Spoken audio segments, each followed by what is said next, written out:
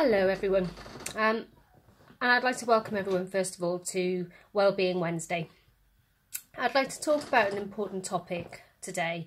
It's two things actually. Now that we've got all our students back at university, probably just about starting their first week, and I remember my first week in university 25 years ago. God, that makes me feel quite old. And how daunting it was. I'd never been away from home before, as I'm sure if any of you are watching and students in your first week can appreciate. You probably don't know anyone there. You're probably, first of all, feeling quite excited because you're going to a new city or a new town, away from mum and dad for the first time. But then you've got there, you don't know anyone, you've not even registered with a doctor or anyone yet there, and this place is bigger than the school you were just at, and it's scary. I get it. I remember when I first went into my halls of residence and we had 8 rooms and I was the only female, and I know some of you may be thinking, oh, lucky thing. No, it was awful. It was really awful. They all had different interests to me. They were all going out doing boys things and I just didn't want to do what they were doing, and it just made me feel really awkward. I also had a boyfriend at the time back home who was actually quite jealous, so if I said to him I was going out for a drink or for a social night out with a load of lads, he would have just hit the roof. So I chose to stay in on my own.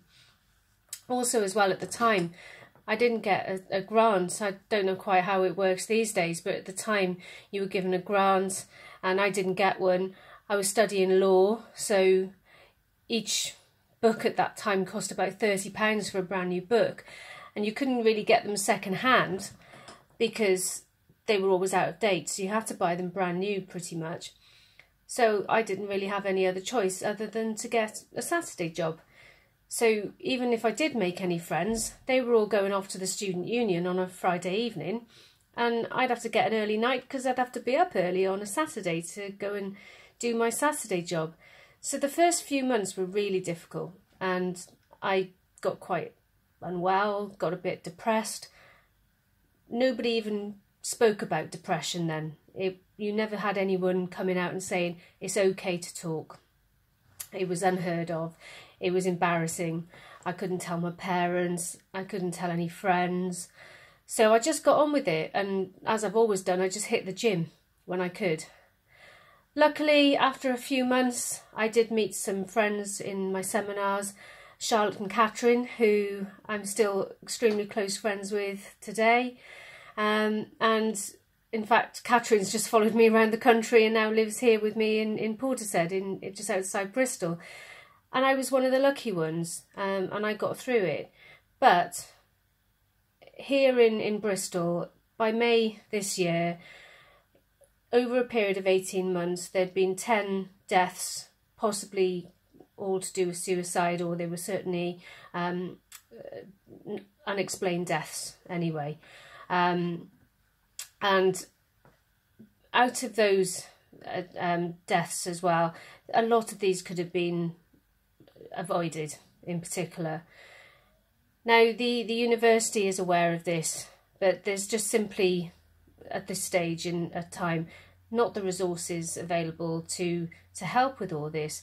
And although they have set up counselling services, and it's not just Bristol University, it is across the board, and I will share a post on my website about the stats across the country and the problems that are arising with students in particular.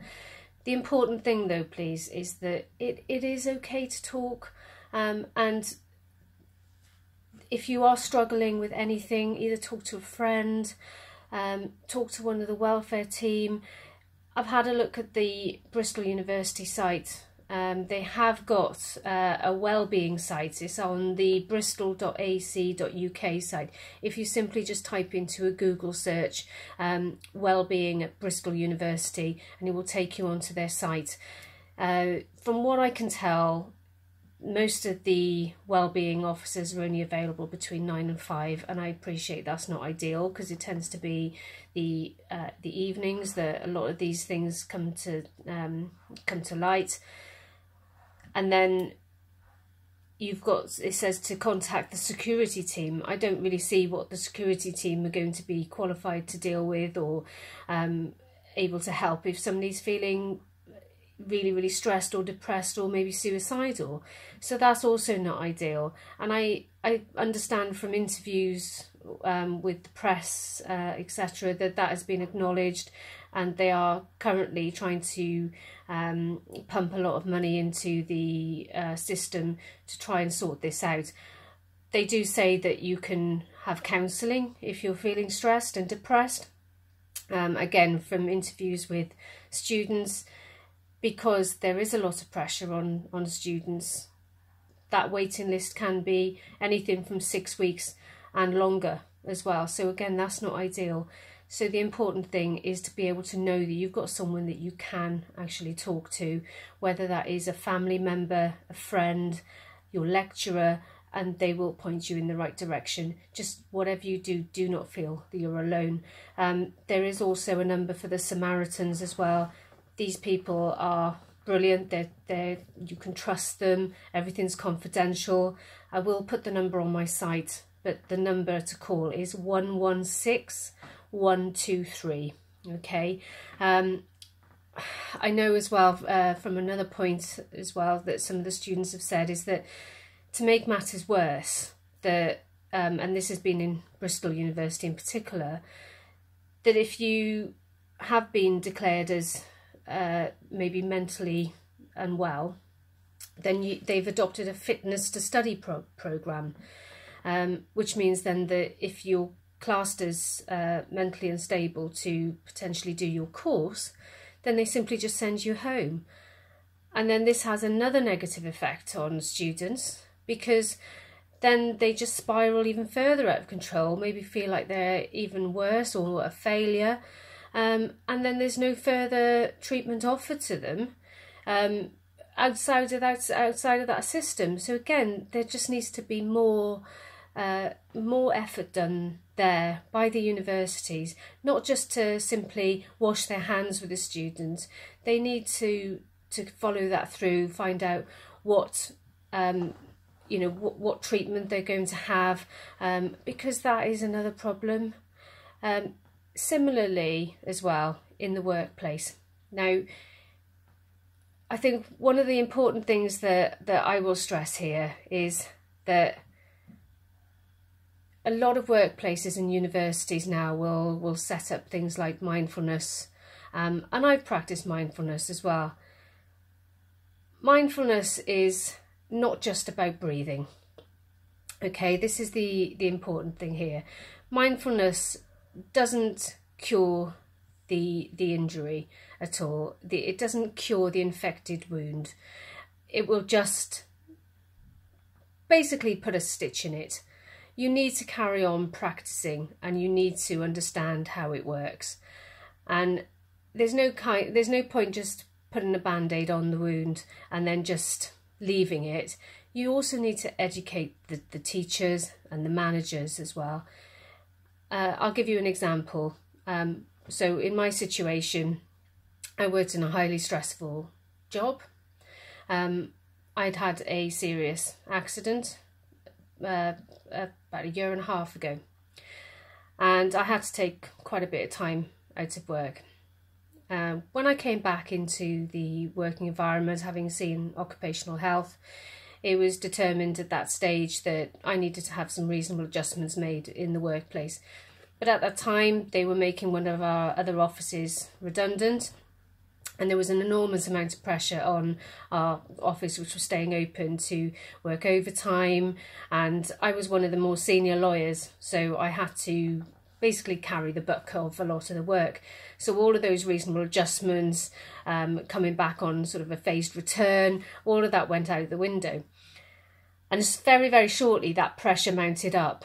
And I soon realised that because of the extent of my injuries, that I wasn't able to perform my job role as well as I could before the accident.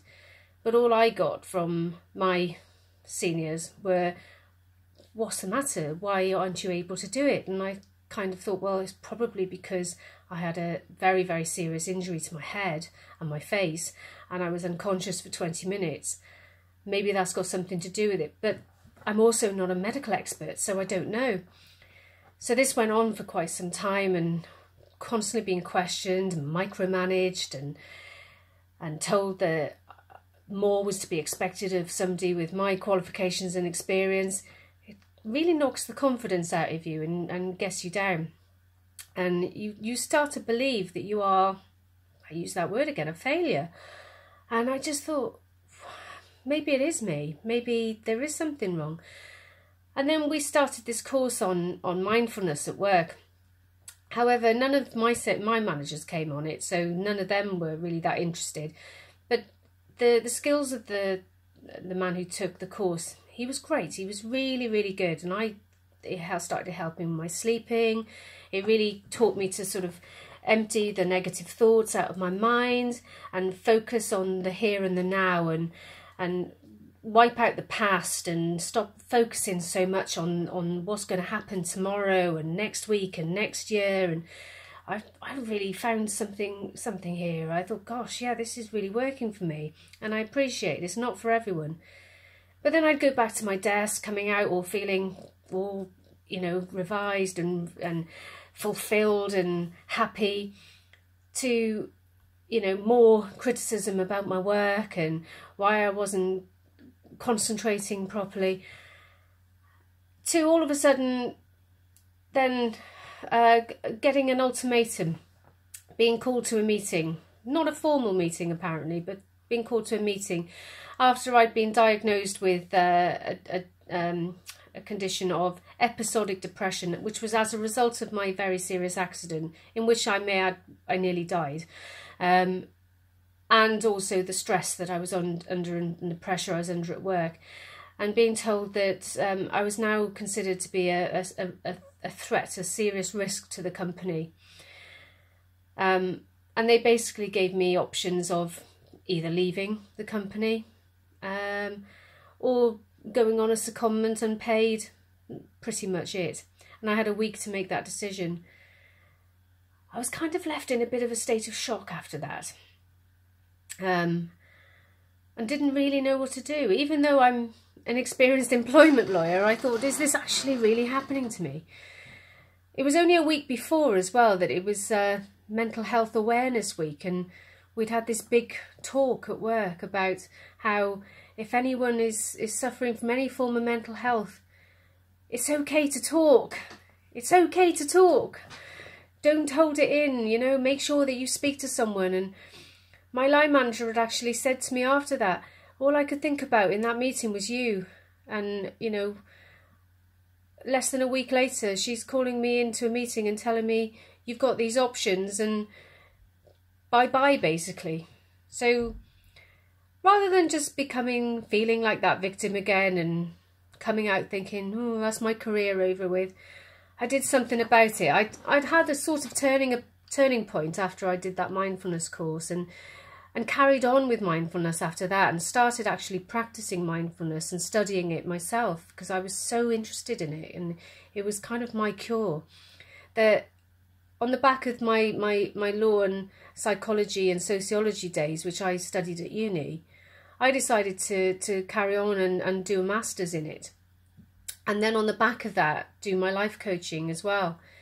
And it's, honestly, guys, it's the best thing I've honestly ever done. It's absolutely brilliant. I've changed my whole perception on life, and I'm a much more positive person now. And if you want to change, you can. But my key thing here is I'm trying to get businesses, companies, universities to not just offer sports within these facilities, offering things like yoga and offering things like mindfulness. If the company doesn't then offer the policies and put them into practice themselves, then nothing's ever going to change. So that is where I think the key lies here. And if that can be educated properly, then maybe we will get change in the end. So I hope this message gets through to someone, and someone actually listens, and that we stop having these such unfortunate deaths. And I'm not saying it's going to take depression away. Depression will probably always be there. Stress is always going to be there. But you can do something about it. And just, I can't stress this enough, it is okay to talk. You do have rights if you're in the workplace. You have occupational health, you've got HR. You should always, even in a smaller company, you should always have somebody that you can go to. And if you don't, go to ACAS. ACAS have got a website, acas.org.uk or acas.ac.uk. They can give you some advice if you work for a small company and you don't have an official process. At the end of the day, all companies should. Otherwise, they're breaching a code of practice there. And if you're not sure what to do, I've got a lot of information on my website, which you can have a look at as well. And if you did want to come to me, the first consultation is always free anyway, and we can discuss anything that you want in that. So I'll let you go for now. Thank you very much for listening. My name is Shona, and my website is Mindset in Motion. Thank you. Bye-bye.